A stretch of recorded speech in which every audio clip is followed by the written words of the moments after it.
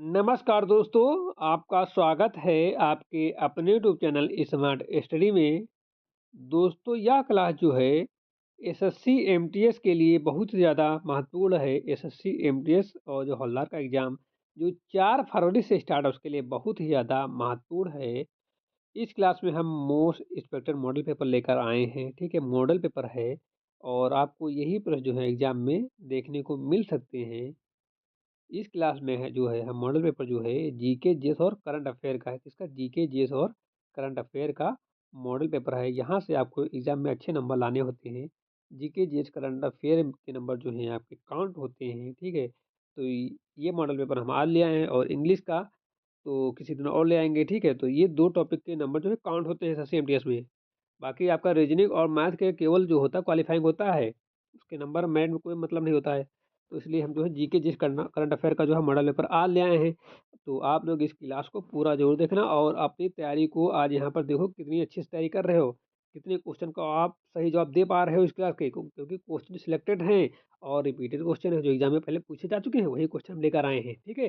तो हमने जो है अच्छे से जो है इस पेपर मॉडल पेपर बनाया है। ये मॉडल पेपर जो बनाया है प्रीवियस ईयर क्वेश्चन से ही बनाया है ना? कि बच्चों को जो है आगे एग्जाम की तैयारी में और मदद मिल सके। तो आप लोग इस क्लास को पूरा अंत तक एक-एक क्वेश्चन देखना और आप लोग हर एक क्वेश्चन का जवाब देते चलना। कितने क्वेश्चन का आपको पहले से जवाब पता था, ठीक है? इसमें 50 क्वेश्चन होंगे। आप लोग देखना कि 50 में आप कितने सही कर पाए हो, ठीक है? ये मॉडल पेपर है जीके, जीएस और करंट अफेयर का, ठीक है? अब इंग्लिश का किसी दिन मॉडल पेपर ले आएँगे और इसका जीके, जीएस और करंट अफेयर का तो अच्छे व्यू आएँगे तो हम सेकंड मॉडल पेपर भी लेकर आएँगे। और आपके एग्जाम तक हम अच्छी खासे मॉडल पेपर करा देंगे, ठीक है? तो बिना टाइम वेस्ट के आज की क्लास को स्टार्ट करते हैं। उससे पहले यदि आप लोग अभी तक स्मार्ट स्टडी यूट्यूब चैनल को सब्सक्राइब नहीं किया तो प्लीज़ चैनल को सब्सक्राइब कर लीजिए और बेल आइकन को प्रेस कर लीजिए ताकि आने वाली वीडियो का नोटिफिकेशन सबसे पहले आप लोगों को मिल सके। जो लोग अभी तक स्मार्ट स्टडी के ऑफिशियल टेलीग्राम चैनल को ज्वाइन नहीं किए हैं, वो सभी लोग टेलीग्राम चैनल को भी ज्वाइन कर लें। वहाँ पर जो आपको इस क्लास की नोट्स और पीडीएफ मिल जाएँगी, ठीक है? तो बिना टाइम वेस्ट किए आज की क्लास को स्टार्ट करते हैं और पहला क्वेश्चन आ रहा है स्क्रीन पर। पहला क्वेश्चन है कि भारतीय संविधान के अनुसार संघीय व्यवस्था का क्या अर्थ है? अर्थ पूछ रहा है। भारतीय संविधान के अनुसार संघीय व्यवस्था का अर्थ क्या है? ऑप्शन है केवल केंद्र का शासन, केवल राज्यों का शासन, केंद्र और राज्यों के बीच शक्तियों का वितरण या फिर केवल न्यायपालिका का शासन।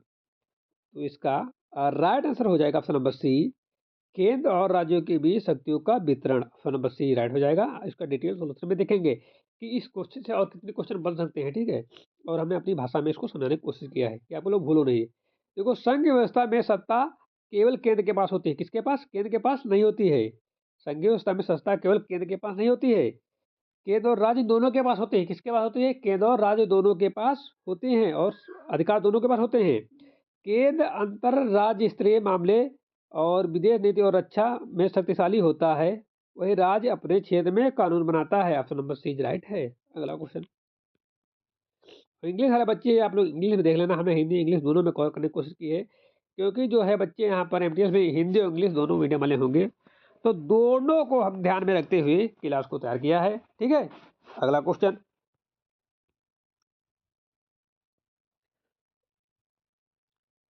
अनुच्छेद 14 का मुख्य उद्देश्य क्या है? अनुच्छेद 14 का मुख्य उद्देश्य क्या है? सभी को समान अवसर देना, कानून के समान समानता सुनिश्चित करना, राज्य केवल राज्य कर्मचारियों को लाभ देना, शिक्षा का अधिकार।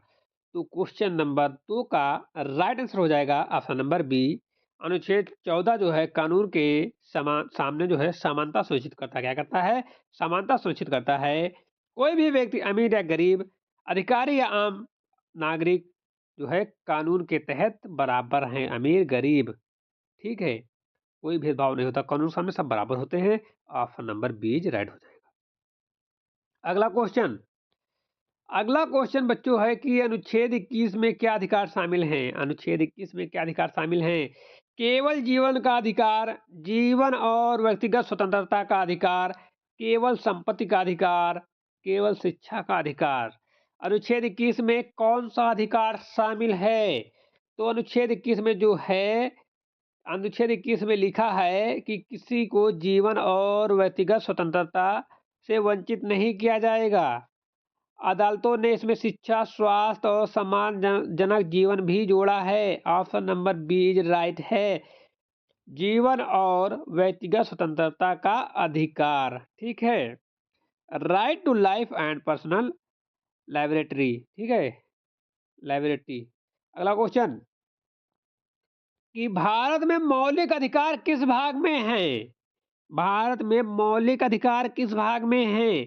पार्ट सेकेंड भाग 2, पार्ट थर्ड भाग 3, पार्ट 4 भाग 4, पार्ट 5 या भाग 5।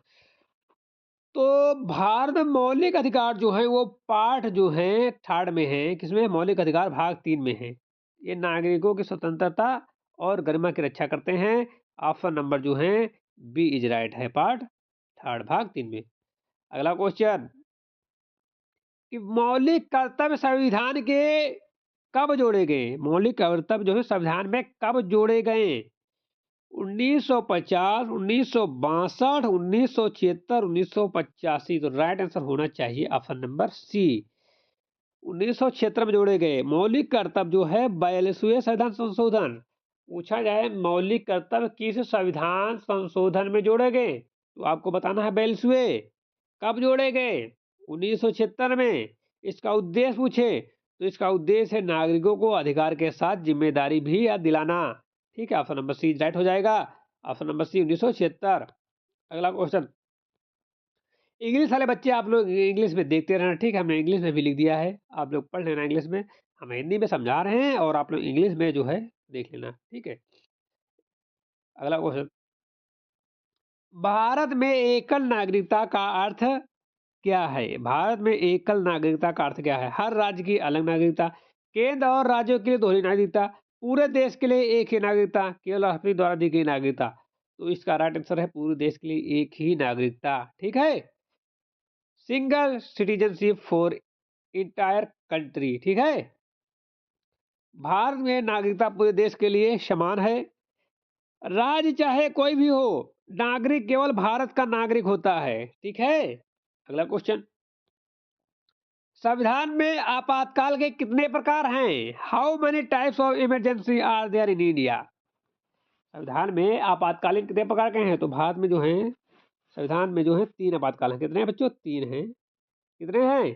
3 हैं। कौन कौन से? एक है राष्ट्रीय आपातकाल, दूसरा है राज्य आपातकाल और तीसरा है वित्तीय आपातकाल, ठीक है। 3 प्रकार के आपातकाल हैं, ठीक है। राष्ट्रीय आपातकाल जो देश पूरे मतलब राष्ट्र पर हो, पूरे देश पर हो, और दूसरा राज्य मतलब एक स्टेट किसी स्टेट में हो सकता है, और वित्तीय मतलब कि जब खाने पीने की या पैसों की कमी होती है तब वित्तीय आपातकाल लगता है, ठीक है। अगला क्वेश्चन, भारत में राष्ट्रपति का कार्यकाल कितने वर्षों का होता है? बच्चों ये क्वेश्चन जो है कई बार पूछा गया था। ये क्वेश्चन आपको देखने में बिल्कुल बेसिक सा लग रहा होगा, आसान सा लग रहा होगा, बट बच्चों ये आसान नहीं है, क्योंकि ये क्वेश्चन पूछा हुआ है। जो क्वेश्चन पूछ लिया जाता है वो आसान नहीं रहता है, वो अच्छा लेवल क्वेश्चन होता है, और इस क्वेश्चन से आपको 1 नंबर मिल सकता है, इसलिए हमने क्वेश्चन को रख लिया है। आपको आसान लग रहा होगा, क्योंकि पढ़ने वाले बच्चे हो तो आसान लगेगा ही, ठीक है। तो इसका कार्यकाल जो था 5 वर्षों का था, ज़्यादा बताने की जरूरत है नहीं क्योंकि सभी को पता होगा, लेकिन क्वेश्चन पूछा हुआ है इसलिए हमने ले लिया यहाँ पर, ठीक है। राष्ट्रपति का कार्यकाल 5 वर्षों का होता है और यह पुनः जो है पुनः चुनाव लड़ सकता है, ठीक है। मतलब पुनः जो है बन सकता है राष्ट्रपति, ठीक है। अगला क्वेश्चन, लोकसभा का सामान्य कार्यकाल कितना होता है? लोकसभा का सामान्य कार्यकाल कितना होता है? तो बच्चों सभी को पता होगा, हमें पता, हमारे बच्चों को पता होगा। राइट आंसर हो जाएगा 5 वर्ष का, ठीक है, 5 वर्षों का। अगला क्वेश्चन, डिटेल सोच बताने की जरूरत है नहीं इसमें। अगला क्वेश्चन है, राज्यसभा के स्थायी सदन क्यों कहा जाता है? राज्यसभा को स्थायी सदन क्यों कहा जाता है? सदन जीवन भर चलता है, इससे भंग नहीं किया जा सकता, इसका कार्यकाल तय नहीं है और राष्ट्रपति इसे भंग करता है। तो राइट आंसर हो जाएगा ऑप्शन बी, इसे भंग नहीं किया जा सकता, राज्यसभा को जो भंग नहीं किया जा सकता है, ठीक है। राज्यसभा पूरी तरह भंग नहीं होती है, हर 2 वर्ष में इसके 1/3 सदस्य सेवानिवृत्त होते हैं, ठीक है। हर 2 वर्ष में 1/3 सेवानिवृत्त हो जाते हैं, बाकी बच जाते हैं। कैसे पूरी तरह भंग होगी? भंग ही नहीं हो पाएगी, एक साथ तो कोई रिटायर नहीं होता है ना, सेवानिवृत्त होता नहीं एक साथ। अगला क्वेश्चन है, भारत में राष्ट्रपति चुनाव किसके द्वारा होता है? तो जनता के द्वारा तो होता नहीं है, निर्वाचक मंडल द्वारा, संसद और सदन द्वारा। तो ये मे बी ऑप्शन में बी करेक्ट होना चाहिए, ठीक है, बी। राष्ट्रपति जो है अप्रत्यक्ष रूप से चुना जाता है और निर्वाचक मंडल संसद में राज्य विधानसभा के सदस्य शामिल होते हैं, ऑप्शन में बी राइट है, ठीक है। अगला क्वेश्चन, अनुच्छेद 19 के अंतर्गत कितनी स्वतंत्रताएं दी गई हैं? अनुच्छेद 19 के अंतर्गत कितनी स्वतंत्रताएं दी गई हैं? 5, 6, 7, 8।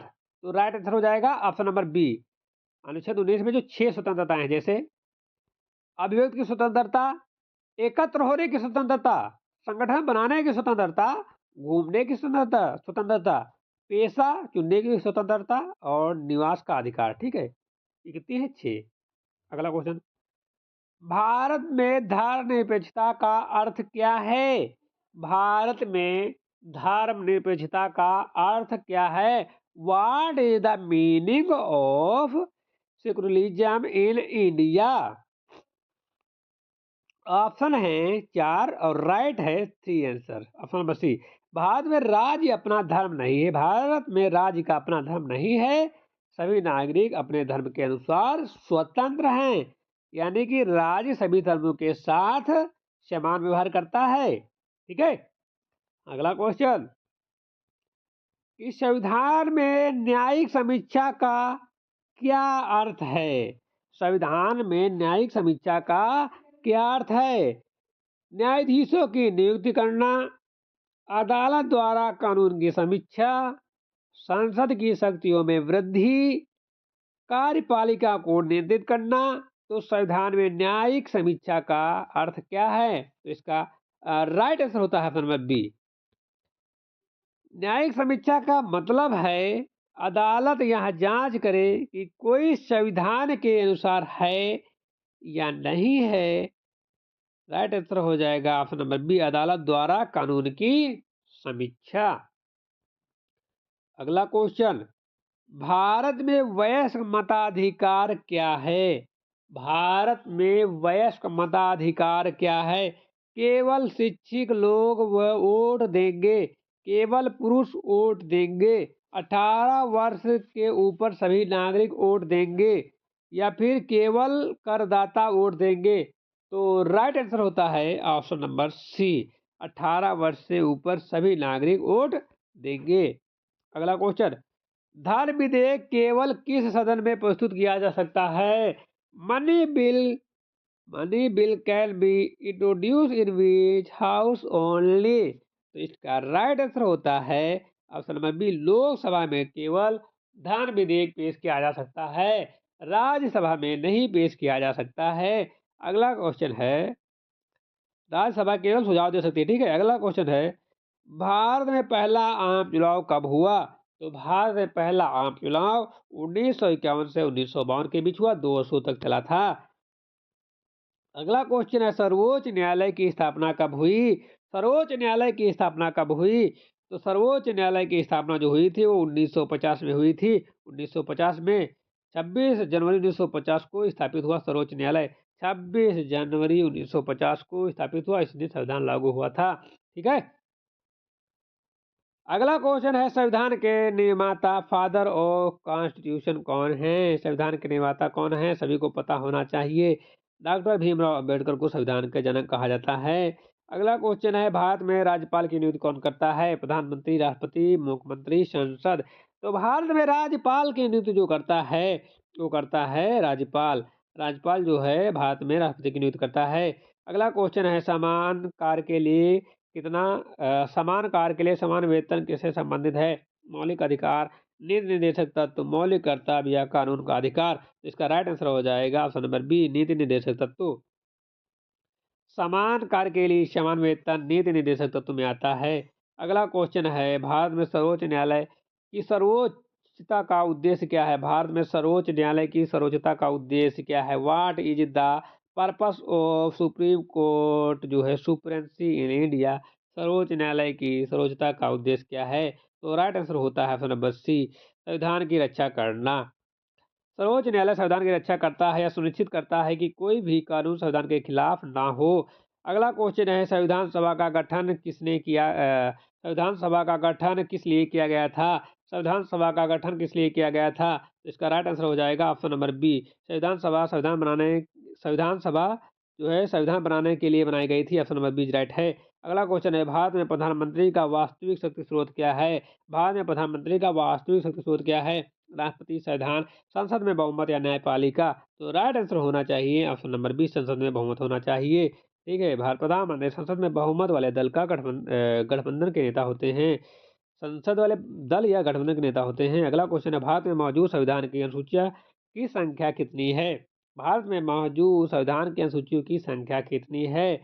10, 8, 12, 14? तो राइट आंसर हो जाता है 12। संविधान में वर्तमान में 12 अनुसूचियां हैं। भारत में लोकसभा और राज्यसभा के कितने सदस्य होते हैं? भारत में राज्यसभा और लोकसभा में कितने सदस्य होते हैं? तो राज्यसभा में जो होते हैं, लोकसभा में जो होते हैं 543 और राज्यसभा में होते हैं 245। Option number 250। तो ऑप्शन नंबर शायद डी होना चाहिए। 200 543 से 250 तक होते हैं। ऑप्शन नंबर डी राइट होना चाहिए। ऑप्शन नंबर बी राइट है। 243 से 245, ठीक है, ऑप्शन नंबर बी राइट है। लोकसभा में तो कन्फर्म पता था कि 200 543 होते हैं, राज्यसभा में जो है 245 होते हैं, ठीक है। लोकसभा में वर्तमान जो है कुल 543 निर्वाचित सदस्य हैं। राज्यसभा में अधिकतम 245 सदस्य हो सकते हैं। राज्यसभा स्थायी सदन है, इसमें हर 2 वर्ष में 1/3 सदस्य बदलते हैं। लोकसभा जनता द्वारा सीधे चुनाव होते हैं। ऑप्शन नंबर बच्चों बी याद रखना हमेशा। 543 लोक लिखना, ठीक है, और 245 लिखना राज, ठीक है। तो ये दो हैं, हमेशा रखना। अगला क्वेश्चन, भारत में राष्ट्रपति कितने वर्षों के लिए चुने जाते हैं? तो इस सभी को पता होगा, 5 ईयर के लिए, ठीक है, 5 ईयर्स के लिए राष्ट्रपति चुने जाते हैं। अगला क्वेश्चन, 28 भारत में सर्वोच्च न्यायालय की स्थापना कब हुई? क्वेश्चन नंबर 28 है, भारत में सर्वोच्च न्यायालय की स्थापना कब हुई? तो इसका राइट आंसर होना चाहिए 1950 में हुई थी। कब हुई थी? 1950 में भारत में सर्वोच्च न्यायालय की स्थापना हुई थी। कब हुई थी? 1950 में हुई थी। 26 जनवरी 1950 को भारत में सर्वोच्च न्यायालय की स्थापना हुई थी। हमने इस क्वेश्चन रिपीटेड अभी हमने जस्ट पहले बताया था, ठीक है। अगला क्वेश्चन, भारत में मौलिक अधिकारों की सुरक्षा कौन करता है? भारत में मौलिक अधिकारों की सुरक्षा कौन करता है? संसद, राष्ट्रपति, न्यायपालिका, कार्यपालिका? तो इसका राइट आंसर होता है ऑप्शन नंबर सी, न्यायपालिका। मौलिक अधिकारों की रक्षा न्यायपालिका करती है। यदि कोई अधिकार हनन होता है तो नागरिक अदालत में जा सकते हैं। सुप्रीम कोर्ट और हाई कोर्ट में पुनर्वलोकन की शक्ति होती है। इससे यह सुनिश्चित होता है कि सरकार भी कानून के दायरे में है रहे, ठीक है। तो option number C is right हो जाएगा, न्यायपालिका। अगले क्वेश्चन पे चलते हैं कि भारत में नीति निर्देशक तत्व किस भाग में हैं? तो इसका राइट आंसर हो जाता है ऑप्शन नंबर सी, भाग 3 में, ठीक है, भाग 4 में, सॉरी। भारत में नीति निर्देशक तत्व किस में? भाग 4 में। ऑप्शन नंबर बी राइट हो जाएगा, भाग 4 में, ठीक है, भाग 4 में। एक- ठीक है, ऑप्शन नंबर बी हो जाएगा 4 में। और ये जो हम 3 बोला था, ये मौलिक कर्तव्य होते हैं 3 में, ठीक, पार्ट 3 में जो तो मौलिक कर्तव्य होते हैं, नीति निर्देशक जो है भाग 4 में होते हैं, ठीक है, पार्ट 4 में, ठीक है, याद रखना। इसका उद्देश्य जो सरकार को मार्गदर्शन देना होता है, जैसे सामाजिक आर्थिक न्याय सुनिश्चित करना होता है। ये लागू करने योग्य कानून नहीं है, लेकिन नीति बनाते समय ध्यान में रखना जरूरी होता है। अगला क्वेश्चन, भारत में संविधान सभा का गठन कब हुआ था? तो संविधान सभा का गठन जो हुआ था वो 1946 में हुआ था। ऑप्शन नंबर एज करेक्ट है। संविधान सभा का गठन 1946 में हुआ था। इसका उद्देश्य संविधान तैयार करना था। इसमें विभिन्न प्रांतों और समुदाय के प्रतिनिधि शामिल थे और संविधान सभा ने भारत को लोकतांत्रिक, धर्मनिरपेक्ष और संघीय स्वरूप दिया। अगला क्वेश्चन, भारत में प्रथम राष्ट्रपति कौन थे? भारत के प्रथम राष्ट्रपति कौन थे? तो ये थे डॉक्टर राजेंद्र प्रसाद, ठीक है। भारत के प्रथम राष्ट्रपति डॉक्टर राजेंद्र प्रसाद थे। उन्होंने 1950 से 1962 तक राष्ट्रपति का कार्य किया। वे संविधान लागू होने के बाद देश के पहले संवैधानिक प्रमुख थे। और अगला क्वेश्चन है, भारत में वयस्क मताधिकार की न्यूनतम आयु कितनी है? तो बच्चों ये 18 वर्ष है, ठीक है। अगला क्वेश्चन है, भारत में राज्यपाल की नियुक्ति कौन करता है? तो भारत में राज्यपाल की नियुक्ति जो करता है वो शायद ये कंफर्म है बी, ठीक है, ऑप्शन नंबर बी। राज्यपाल की नियुक्ति राष्ट्रपति द्वारा की जाती है, ठीक है, राष्ट्रपति द्वारा की जाती है, ऑप्शन नंबर बी। अगला क्वेश्चन है बच्चों कि भारत में लोकसभा और राज्यसभा के सदस्य कैसे चुने जाते हैं? तो लोकसभा और राज्यसभा के सदस्य जो हैं, लोकसभा के तो सीधे जनता द्वारा चुने जाते हैं, ठीक है, लोकसभा सीधे जनता द्वारा और राज्यसभा अप्रत्यक्ष। ये सही जवाब है, ठीक है। अगला क्वेश्चन है, भारत में मौलिक अधिकार के उल्लंघन पर नागरिक क्या कर सकते हैं? तो मौलिक अधिकार के उल्लंघन पर जो है नागरिक जो कर सकते हैं वो अदालत में याचिका कर सकते हैं, ठीक है। अगला क्वेश्चन है कि भारत में नीति निर्देशक तत्व का उद्देश्य क्या है? तो इसका राइट आंसर हो जाएगा ऑप्शन नंबर बी, सरकार की को नीति बनाने का मार्गदर्शन देना। अगला क्वेश्चन, भारत में प्रधानमंत्री की शक्ति का स्रोत क्या है? तो संसद में बहुमत है, ठीक है? संसद में बहुमत जो है प्रधानमंत्री का शक्ति का स्रोत है। अगला क्वेश्चन, भारत में लोकसभा और राज्यसभा के में प्रश्नकाल का उद्देश्य क्या है? तो राइट आंसर हो जाएगा मंत्री और सरकार से सवाल करना। अगला क्वेश्चन है, भारत में राष्ट्रपति द्वारा किसी कानून को रोकने का अधिकार क्या कहलाता है? तो ये कहलाता है आपात, सिफारिश, कानून निर्माण या असहमति। ये कहलाता है वीटो, असहमति, ठीक है? वीटो कहलाता है। अगला क्वेश्चन है, भारत में सर्वोच्च न्यायालय की न्यायिक समीक्षा का उद्देश्य क्या है? तो राइट आंसर हो जाएगा संविधान की रक्षा करना। अगला क्वेश्चन है, भारत में समान नागरिक संहिता का उद्देश्य क्या है? तो 42 का राइट आंसर होता है ऑप्शन नंबर ए, सभी नागरिकों के लिए समान कानून लागू करना। अगला क्वेश्चन होता है, भारत में धर्म विधेयक कौन पेश कर सकता है? तो भारत में धर्म विधेयक केवल और केवल लोकसभा पेश कर सकता है। अगला क्वेश्चन है, भारत में राष्ट्रपति काल का प्रावधान किस अनुच्छेद में है? तो ये अनुच्छेद 356 में होना चाहिए, ठीक है? 352 में, 352 में है, ठीक है? राष्ट्रपति काल अनुच्छेद 352 के तहत घोषित किया गया है। अगला क्वेश्चन है, भारत में राज्य सूची में कितने विषय हैं? तो राज्य सूची में 96, 66, 97, 61 तो 97 है ना, 96, 66 हैं। कितने? 66 हैं। ऑप्शन नंबर ए करेक्ट है, 66 हैं। राज्य में कुल 66 विषय हैं, इन पर कानून बनाने में स्वतंत्र है। अगला क्वेश्चन है, भारत में सर्वोच्च न्यायालय में न्यूनतम न्यायाधीशों की संख्या कितनी है? तो न्यूनतम न्यायाधीशों की संख्या जो है 11 है। कितनी? 11। संविधान में सर्वोच्च न्यायालय में न्यूनतम 11 न्यायाधीशों रखने का प्रावधान है। अगला क्वेश्चन है कि भारत में नीति निर्देशक तत्व किसके पालन हेतु मार्गदर्शक देते हैं? तो राइट आंसर हो जाता है ऑप्शन नंबर बी, सरकार के प्रति।